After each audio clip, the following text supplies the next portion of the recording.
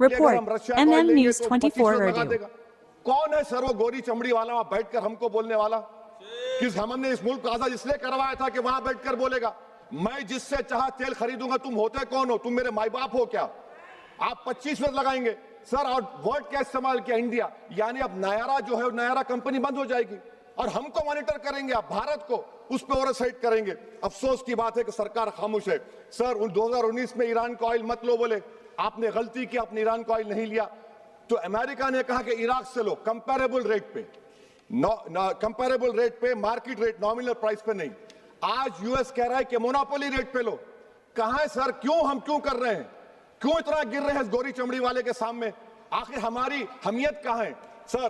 और एक बात बता रहा हूं सर, ये यूएस ट्रेड डील से यूरोपियन कर 2 मिनट सर, यूरोपियन यूनियन की ट्रीटी से हमारा पीएलआई का पूरा असर पड़ेगा क्योंकि आपने टैरिफ गिरा दिया।